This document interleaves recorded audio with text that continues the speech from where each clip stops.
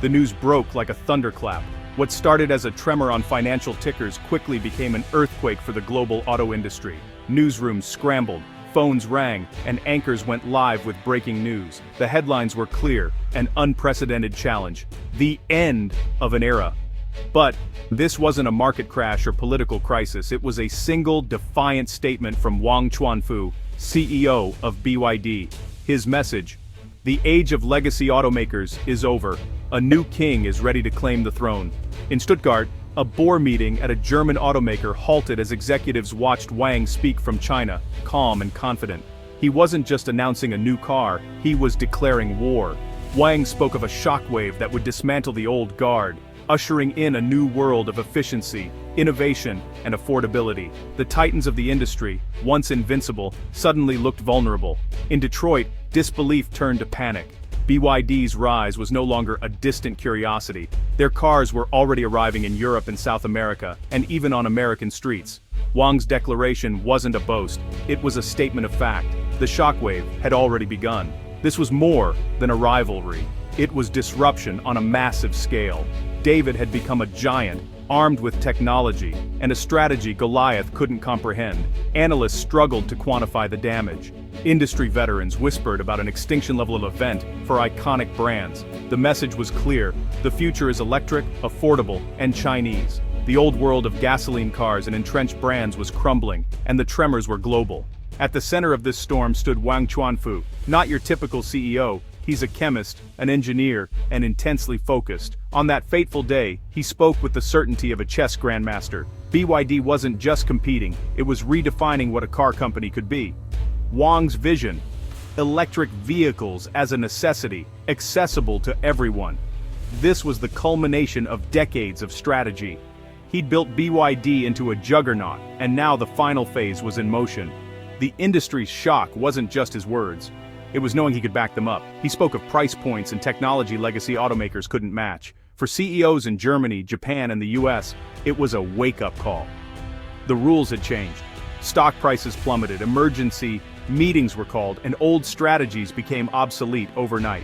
BYD stood as a vertically integrated powerhouse. Legacy automakers tangled in global supply chains looked slow and outdated. Wang's deep understanding of battery technology was his secret weapon. He saw cars as consumer electronics on wheels, a perspective that gave him a massive edge. While others tried to retrofit electric tech into old models, Wang built BYD for the electric era from the ground up. His declaration wasn't just a challenge, it was a lesson in how the future of mobility would be built. To understand the shockwave, you have to understand its origins. BYD began in 1995, not in a car factory but a small workshop in Shenzhen. Wang Chuanfu, a government chemist, saw an opportunity in batteries, not cars. With a modest loan, he started BYD to make nickel-cadmium batteries for phones and laptops. He reverse-engineered Japanese batteries, then innovated, using a skilled workforce to cut costs. BYD quietly became one of the world's largest battery makers. While people bought Nokia phones and Sony Walkmans, BYD powered them behind the scenes. Wang saw the future. In an electric world, the company that controlled batteries would control the industry. In 2003, he shocked investors by buying a failing automaker, Qinchuan. Wall Street panicked, but Wang saw the connection. Batteries and cars as one system. This reckless move transformed BYD from supplier to car maker. He wasn't just buying a company, he was buying a license to build the future. His battery expertise gave BYD an edge no other automaker had. While others saw cars and batteries as separate, Wang saw them as one. This unique origin, rooted in energy science, let BYD grow from a tiny workshop to a global automotive force. The world didn't see it coming, but Wang had been building for this moment all along. The shockwave was born in a battery lab, not a boardroom. While legacy automakers perfected outsourcing, Wang Chuanfu did the opposite. He built a fortress. His radical strategy: make everything in-house. BYD designs and manufactures nearly every critical component, from motors to semiconductors to batteries. Even raw materials like lithium are sourced from BYD's own mines. This extreme vertical integration is BYD's masterstroke. It shields the company from supply chain shocks and lets it innovate at lightning speed. If a new chip or battery chemistry is needed, BYD can design and produce it instantly. No delays, no supplier negotiations, just seamless integration from research to production. This self-sufficiency gives BYD an almost unfair advantage. It operates with the speed of a tech company and the might of an industrial giant. That's why BYD can launch new models and tech faster than anyone else. BYD's vertical integration became painfully clear during recent global crises. While chip shortages shut down factories worldwide, BYD's lines kept running. They made their own chips. This resilience is just the start. Traditional automakers pay profit margins to thousands of suppliers, stacking up costs. BYD eliminates most of that, capturing value and passing savings to consumers. The result, high-tech EVs at prices competitors can't match. When BYD enters a market, it doesn't just compete, it undercuts the industry. Models like the Dolphin and Seal offer range and tech that rival established brands, but for thousands less. For consumers, the choice is simple. Why pay more? BYD's self-reliance also fuels rapid innovation. Engineers and manufacturers work side by side, shortening the feedback loop. New ideas are tested and implemented in months, not years. In the fast-moving EV world, this nimbleness is the ultimate key to survival.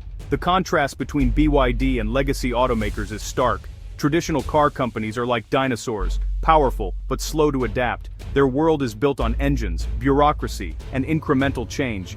BYD is a dragon, born in electronics, built for speed and agility. Its structure is flat, its mindset is tech-driven, and it can bring a new car to market in under 2 years. While legacy automakers debate, BYD acts. The old guard is trying to become software and battery companies, but their history holds them back. They're weighed down by factories for gasoline cars and long-standing supplier relationships. BYD, with no such baggage, focused from day one on building the best, most affordable EVs. This single-minded focus and tech agility have created a gap legacy automakers can't close. The dinosaurs are trying to grow wings, but the dragon was born with them, and it's already soaring. BYD's technological edge centers on the Blade battery. Unveiled in 2020, it reimagined EV battery design. The Blade's unique structure, long, thin cells, boosts safety, range, and cost-effectiveness. Using lithium iron phosphate chemistry, it's dramatically safer than traditional batteries. Public tests showed it could be pierced, crushed, or heated without catching fire. The Blade's design also solved LFP's old problem: low energy density. By eliminating bulky modules, BYD fit more battery into the same space, increasing range. The result, a battery that's safe, long range, and low cost. Even rivals like Toyota and Tesla now buy BYD batteries. The Blade battery is the sharp edge of BYD's Shockwave, setting a new industry standard. BYD's global strategy is as relentless as its engineering. First, it dominated China, using the home market as a laboratory to refine tech and scale production. With government support, BYD overtook Volkswagen as China's top car brand by 2023. Next, it expanded into emerging markets: Southeast Asia, Latin America, the Middle East, where its affordable high-tech EVs quickly topped sales charts. BYD built local factories, creating jobs and goodwill, all while flying under the Western media's radar. Now Phase 3, the assault on Europe and North America. BYD's ships are a common sight at European ports, and its cars are winning over consumers with quality and price. In North America, BYD started with electric buses and trucks, and now its passenger cars are arriving. The company is learning the market, building its brand, and preparing for a full-scale push. Wang's Shockwave declaration signaled that BYD's industrial might is now aimed at the heartlands of Ford, GM, and Tesla. The conquest isn't complete, but the final battle is about to begin. The world is watching. The old guard is bracing for impact. Wang Chuanfu's Shockwave has triggered an existential crisis for legacy automakers. Their old strengths, global supply chains, dealer networks, brand heritage, are now liabilities. BYD's business model is one they can't match without dismantling their own. They face a brutal choice: sell EVs at a loss or lose market share. Emergency meetings, desperate joint ventures, and radical restructurings are everywhere. The fear is palpable. The old certainties are gone. BYD's tech, cost, and speed advantages threaten them at every level. The real threat: BYD represents a fundamentally superior way to build cars for the 21st century. Some legacy automakers may adapt, others will become history. One thing is certain. The era of unchallenged Western and Japanese dominance is over. The age of BYD has begun.